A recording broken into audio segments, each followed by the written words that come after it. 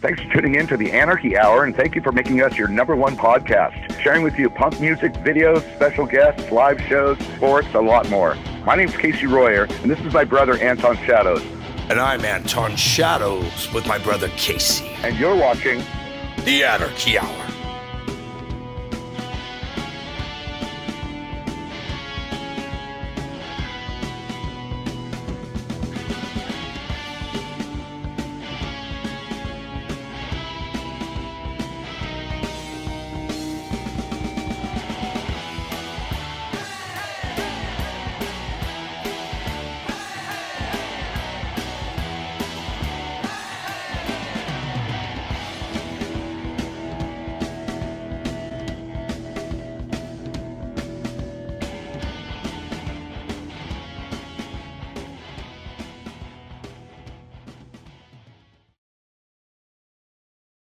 Hi, guys. I'm Casey Royer.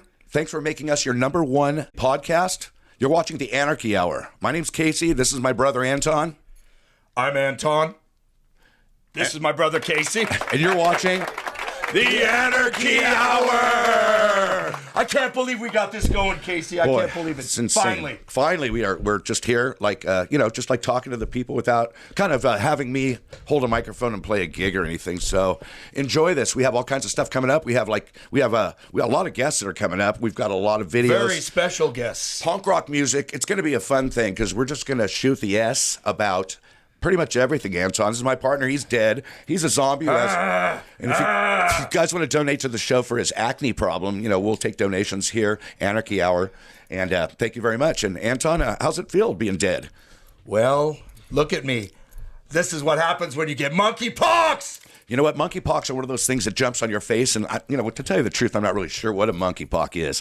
But I know what chickenpox are. And I don't think I've ever seen a chicken around anybody that has that kind of disease. Anton, totally. Chickens are cool. They're fundamental. The United States national bird was going to be the turkey, and it should have been when you think about it, really, Anton. Really? Yeah, but they figured out that there was more meat on the turkey, so they made the eagle. It was less. He's bald like us. It was like one of those, necessity moves by the government back in the 1700s. So everything's good in the hood. We're punk rockers, and we just kind of hang around and have fun, you guys. And we got, all kinds of stuff. We like, Black Flag, all the crazy, psychopathic kind of music, all the way down to some really happy stuff, like maybe some ABBA or the Carpenters. Casey, I think I'm going to come out of left field. I'm going to blindside you. Give it to me, Anton. Give it to me. It's our first podcast. Come on. Pioneering episode. Let's get real. This is our pilot. You're punk rock royalty. You helped start Social Distortion. You're the lead singer of DI. You played drums on the fucking Blue Adolescence record. Bro, get real. Now you're playing in the Adolescence doing the Blue album. It's hard to believe. I look at myself in the mirror and I am amazed myself. I don't even think it's me. And it's weird. I have a hard time. I don't know if it's low self-esteem or what's going on, but I just feel like a normal guy, Anton. All that stuff that I've done in the past that is pertinent to, I guess, all the, the kids of today, like old Social Distortion, the band I made up, and then the Adolescents, another band that I was a pioneer in for the first, the Blue album that you were talking about.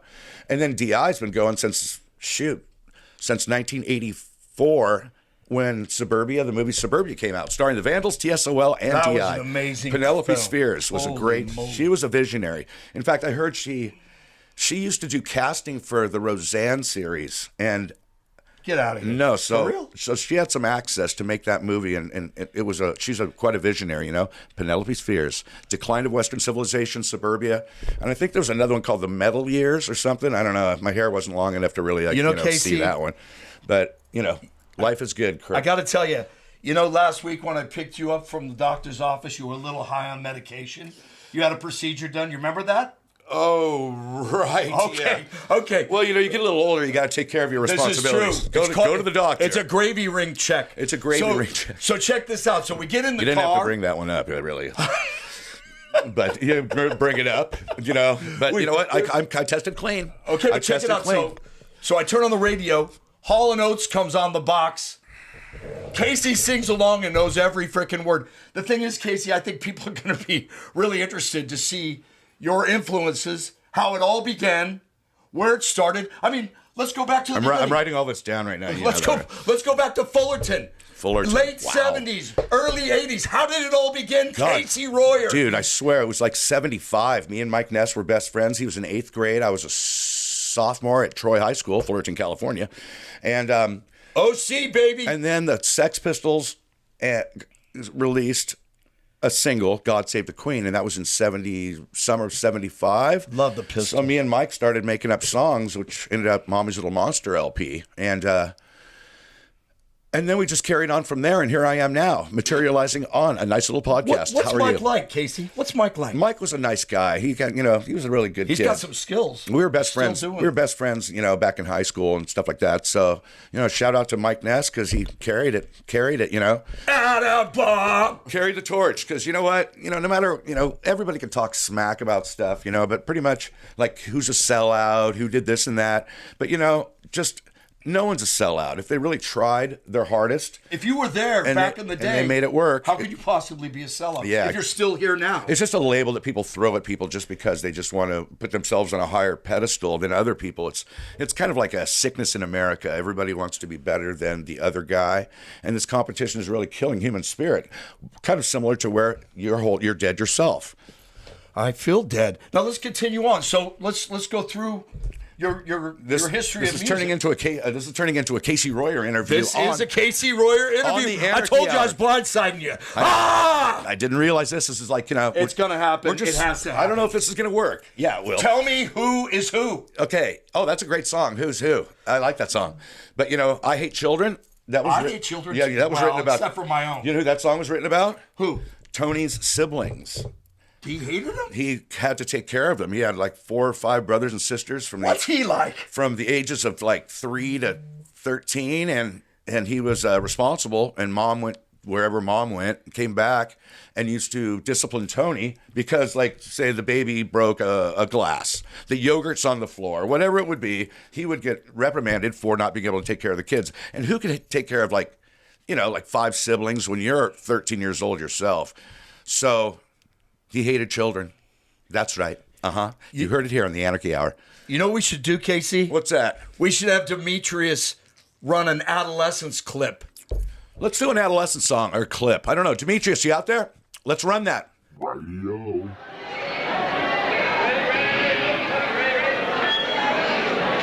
This song's dedicated to John Belushi because he died today of a heart attack.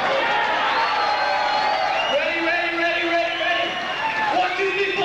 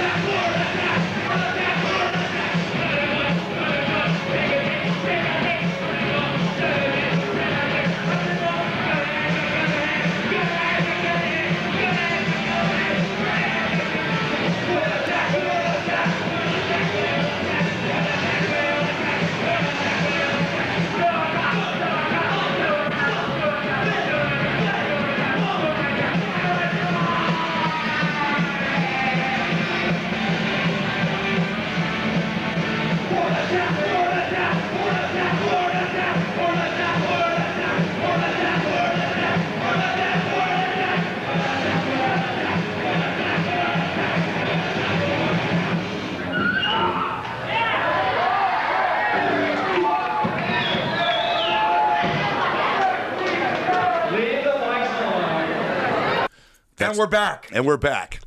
Back from that wonderful, fun-filled event that we just went through called Ourselves. So, everything's good in the hood down here at the Anarchy Hour. We have a wall behind us. I have a dead man to my right. To your left, stage right, stage left. Never figured it out. But check it out.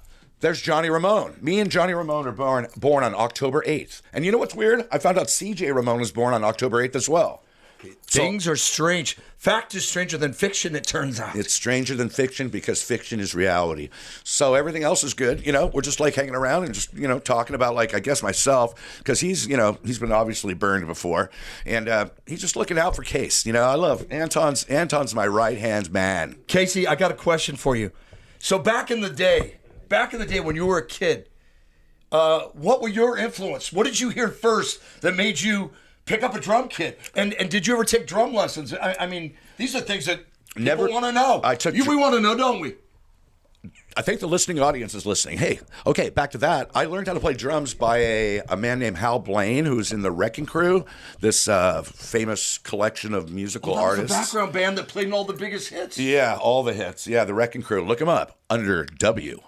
So, yeah, I got my first drum set when I was 10 years old, Anton, and I started playing. Damn. And, you know, back in those days, it was classic rock. Punk rock hadn't really hit yet. So it was kind of like we were, you know, just hard rockers, you know, like a little bit of, you know, Black Sabbath, a little Aerosmith, you know, a little bit of... That was the influence? Yeah, those are the influences. Some, now, wait a minute, you were singing Supremes in the car today.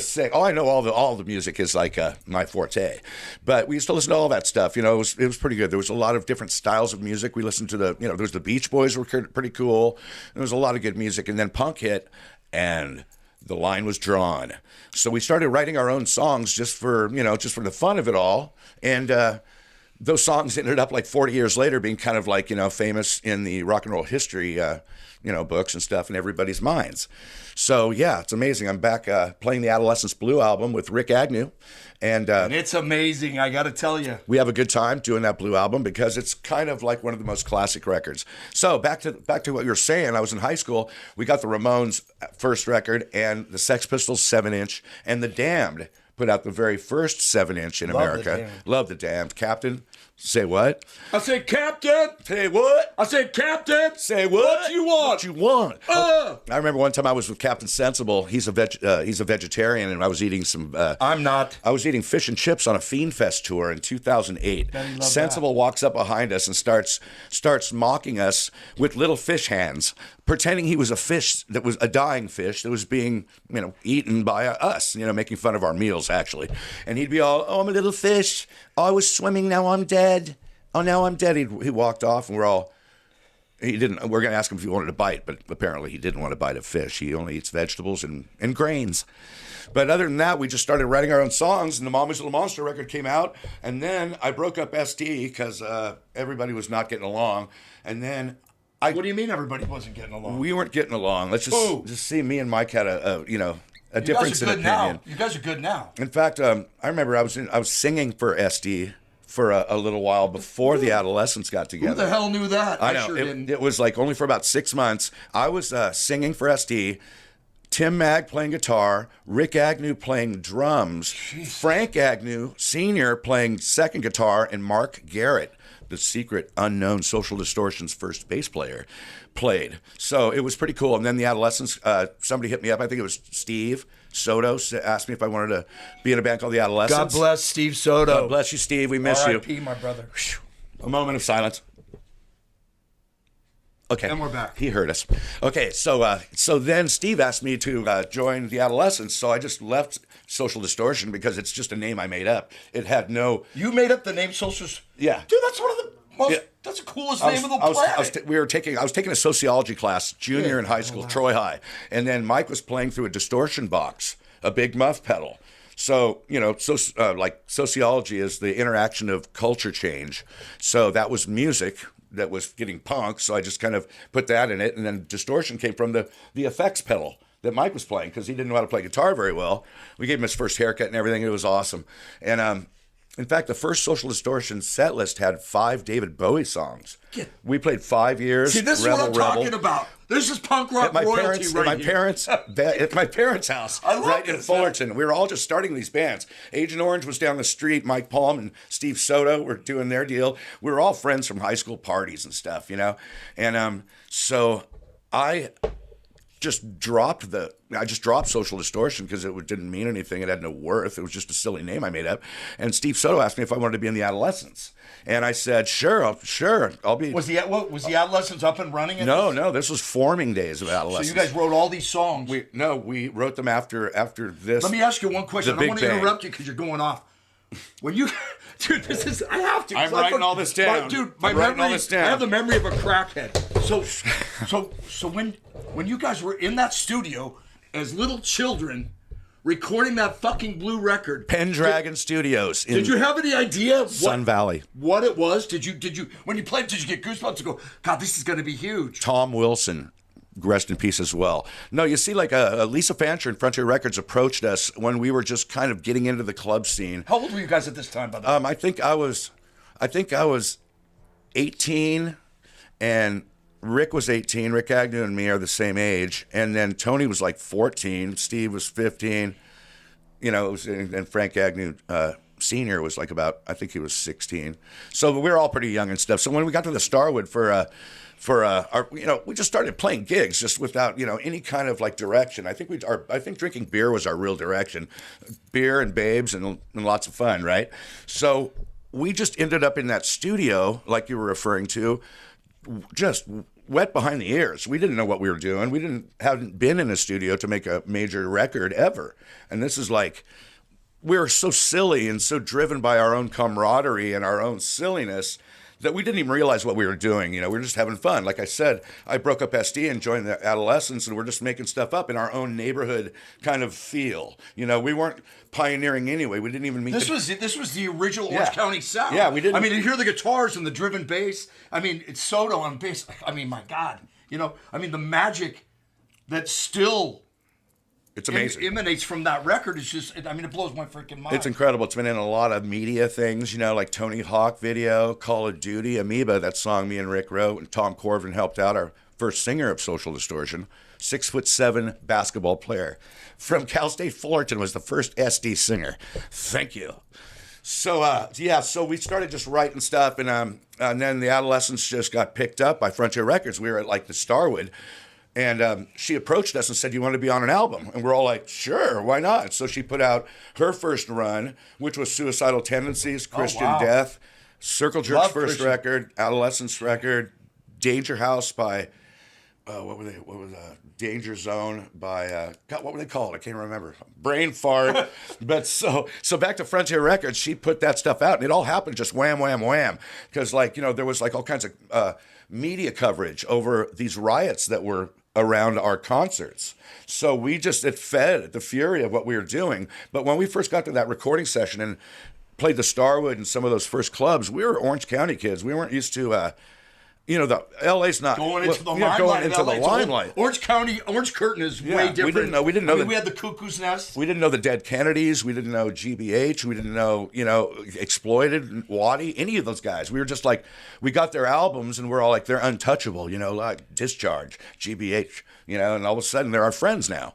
And everybody loves the records. Playing on stage with them. Oh yeah, GBH is one of my favorite bands. Great Big Hairdos. Just kidding. Let me ask you this: what's the biggest show? The biggest show you would consider in your life that was the biggest successful, biggest bands, biggest show you've ever done? Well, when I look in the mirror, pretty much that's the biggest show that. You got. No, I'm just totally kidding. I think the biggest one was Glenn Helen back in I don't know, can't remember what year it was. It was called the Punk Rock Invasion. It had the Buzzcocks, Sex Pistols, and Glenn Helen in Devore. Ever fallen in love? I'm never gonna forget that one. Adolescents played, and it was amazing. There was 50, 60,000 people. I'm never going to forget just looking at the crowd and seeing just so many thousand heads. Just remember the Circle Jerks, just drum set was just ringing in the hills. And I'm all like, this, it was really one of the most amazing things in the world. In fact, I was sitting with Pennywise in front of the tour bus, and Johnny Rotten walked down the hill. Sex Pistols were playing, right? And I couldn't believe it. That was one of the very first bands that really kind of molded our attitude and our style. And along with the Ramones and all the other stuff that came out, in 75, 76. But Johnny Rotten comes down and I say, "How's it going, Mr. Rotten?" And he tells me to F-O and get the piss off. He told me to piss off, you little piece of, garbage. And I'm all like, what? Did your feelings get hurt? My feelings got hurt. And then he yelled, "Get out of the way, you rich California bastards." And I'm all Fletcher. I hit up Fletcher, and he's all, Fletcher's a big guy. Fletcher told Johnny Rotten to just F-O. If you mess with Casey, I'm going to break your little English arms. And I'm all like I'm unaware of anything that's going on Fletcher's a monster. Between anybody here. I'm all like, why is everybody yelling at each other? I'm just having a great time. And so I guess Fletcher and Johnny got into a fight or something in the UK at one time, and he didn't like him, and he maybe thought I was in Pennywise, I don't know, but thumbs up to Johnny Lydon, the guy that pretty much started the whole role here with what we're doing, and so that's when that started, and so we just started just started playing adolescent shows and started writing a few records. And then I segued off into DI in about 1983. Maybe even 82. There's kind of a discrepancy because I was in Social Distortion, the Detours, the Adolescents, DI. And I think I was in the Detours when DI started. So that would make DI before the Adolescents. What? I didn't know that. I didn't know how far back DI was. It's I crazy. Really didn't. If you guys want to any comments you guys want to throw down for the show, let us hear them, because you know what, that's what we're all about. Throw some comments at our site, and it'll be out of sight. So everything's good in the hood, Anton, except for your Band-Aid bill's getting a little exceptional. We have to you cut real easily. Let me mention this to you, young man. You just got off a huge show with No Effects in San Pedro, one of the last. Yeah, No Effects shows. You got to, was that Friday night? That was last Friday. Punk and Drublic Festival. It was out in San Pedro at the docks, and it was awesome. I mean, I had one of the best shows. It was a DI show. It was amazing.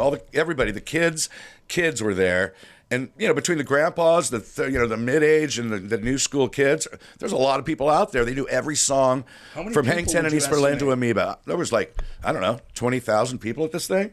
And No Effects played, and it was amazing because they all got on stage, and Fletcher did a little send-off for Mike, and just how much No Effects has really changed everybody's lives. It was kind of a tearjerker. I'm thinking Mike's all like, I wish I hadn't said we're breaking up, but hopefully we'll see more of Fat Mike and all that stuff, and all is good in the punk rock hood. And thanks for joining us here on the Anarchy Hour, and we hope you like our show. And Casey, you know what I think we should do? I think we should. You have a clip. Oh, we have a clip of that. From the Demetrius. No Effects show, right? Demetrius, can you play Demetrius, that? Can you play that run clip? That clip, would you? Okay. Demetrius, run that clip, would you? Where'd he go? Fighting back, he found his life drowning, and there was no way out. 'Cause Richard hung himself. It happened just the other day. Jesus Cotton pushed him off the shelf. He thought he'd find a better way with slashing and stabbing and maiming and ramming. Death room with black curtains where his clothes once lie. The roof kicked out and the rope tied to the rafters. A quick kick of the chair and it's all through. If Richie only knew. 'Cause Richard hung himself. It happened just the other day. Jesus Cotton pushed him off the shelf. And we're back. I hope you guys like that little ditty. And boy, that was a really great show. A lot of people were just there, and a lot of good spirit. And there's not really any fights like they used to be. I remember, back in the day, there was a lot. Where is the anarchy? Where's the anarchy anymore? The madness, the violence. I'm not throwing bottles anymore. I'm holding babies. But other than that fact, it's just the progressive progression. It just keeps going, and I kind of like it because we're getting a little love from all the work and torture and. We went through back when we were writing these songs and back when we were kind of starting this scene. And now it's kind of cool to have everybody give us a little bit of a pat on the back and say, you know what, you guys were right in a lot of respects. And now the punk rock, scene is pretty much mainstream now, from, all these clothing stores to everybody getting, Hot Topic. Everybody's getting recognized. We like punk rock now, when it used to be we get out, because we started, we were a little nuts because we were getting, we're getting confronted by things that weren't just our parents' views, the police views, the club owners' views. So it got kind of wound up and a little more violent. There's not any fights now, but we used to fight for our territory. And if they didn't like it, I remember sometimes, they'd tear out the fixtures in the bathroom and there'd just be water pipes just spraying water in the air. Cuckoo's Nest. Thanks a lot. Cuckoo's Nest, Jerry Roach. That was one of our first shows. Tiny at the door? Oh, Tiny, the biggest man in the world. Those were the days. Michael X head. Who would have ever thought from 40 years ago? I remember seeing the Adolescents and Better Late Than Never, and seeing all these great TSOL, all these great bands, and there'd be 20 of us there just losing our minds, getting goosebumps, and nobody got it back then. Yeah, it was. So it takes 40 years for everybody to get what we knew. Well, I think there was a lot of people that got the crap beaten out of them. Got arrested. There was a lot of violence. Put on some good probation, some good, maybe a little jail time, and that'll change a lot of people's views on what they want to do with their lives. But so punk hit real hard, we destroyed, and then everything just kind of like, kind of the dust settled, and the music's getting a lot of respect because listen to the Circle Jerks. I mean, their words, everything. The Jerks. Keith Morris, we'll try to get him on the show. We're gonna have a weekly guest on this show too. We're gonna get Hedson. We're gonna get Hedson. We already talked to Jack Matter of fact, Gresham. we have a guest coming up. This is going to be a great show. It's going to be amazing. I think you guys are really going to like this show. This is our first one, Anton. I love you, Casey. I You're love the you, man. Anton. You're the man. Casey, last question I got Kindest for you. zombie I've ever met in my life. But, there's been a super full moon. He disappears at night. I'm not really sure what he does. But, live and let live. So. I got one more question for you. Here we are, 2024. Give me a band that you like that's new, that's coming up. A new band that I like that is coming up is none of them. No, I'm just kidding. Oh, come on. You got to like something. I like, I'm so engulfed in a lot of things that don't have anything to do with listening to new stuff. It's hard to really, focus on things that, that I'm kind of involved with already with writing music and doing all this stuff. I don't really listen to the radio that much. I'll throw in my Ramones, my, Dickies. Love the Dickies. Hey, Leonard. And I really don't have any. I can't really think of any. Do you have any? Maybe Well, Anton. I was hoping you were going to say Anton Shadows and the Fabulous Impalers. Hey, Demetrius. God, I blow it all the time. But that's part, it's part of being punk rock. This is amazing. I'm having such a good time, guys. I hope everybody's enjoying this. Hey, Demetrius, let's play some Black Flag on the way out. Okay, this next song is for the LAPD. We got arrested the other night at Blackie's for playing punk rock music. They called us nuisance in Publix or something like that. Anyway, they put us in jail, and this song's called Revenge, and it's for them. It's not my imagination! I gotta go to my bed! Come on, let's go to the let me come back! We're gonna get revenge! You all know what it's... We're tired of being screwed! Don't tell me about what... Don't tell me what I get! I can't think of a... Just around the corner, and a bad cold blade man. Wait for me. Revenge! Well, why stand for revenge? That's all me. I will cry if you die. Die! You're gonna get revenge. You won't have an job. We're tired of being screwed. Revenge! Revenge!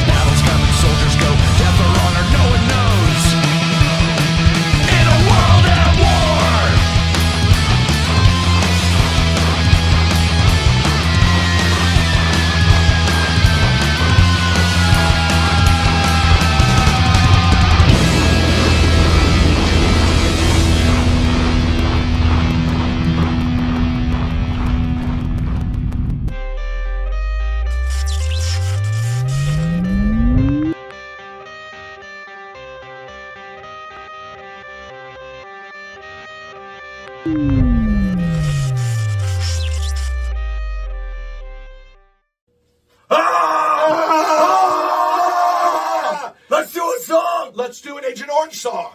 Bloodstains! Hit it!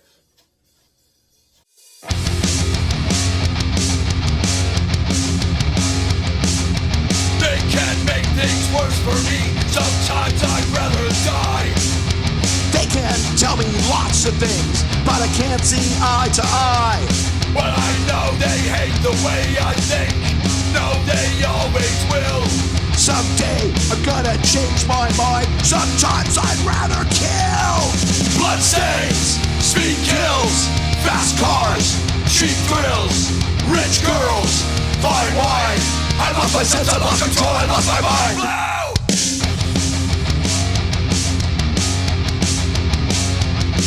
While things seem so much different now, the scene has died away. I haven't got a steady job, and I got no place to stay. Well, it's a futuristic, modern world. Things aren't what they seem. Someday we will all wake up from this stupid fantasy. Bloodstains, speed kills, fast cars, cheap thrills, rich girls, fine wine. I lost my sense, I lost control, I lost my mind.